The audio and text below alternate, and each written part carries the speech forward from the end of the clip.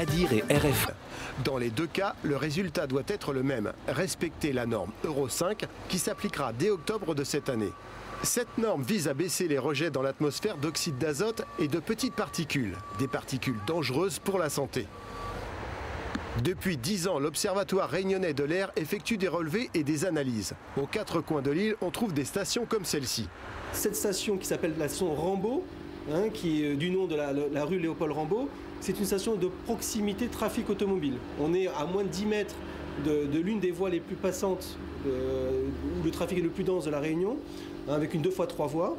Donc cette station-là a pour objectif de voir l'impact de trafic automobile sur une bande à peu près de 10 à 15 mètres autour de cette voie.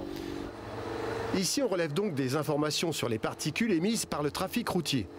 On trouve dans l'air tout un tas de petites choses aussi microscopiques que nocives.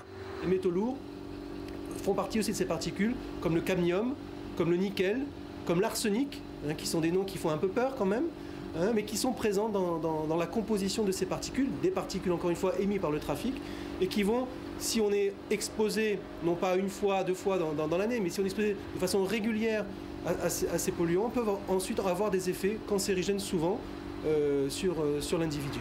Les camions sont donc contrôlés de près. La mesure concernera à terme les véhicules particuliers. En attendant, les voitures électriques sans gaz d'échappement restent une solution très efficace contre la pollution, mais beaucoup plus sportive. Le vélo.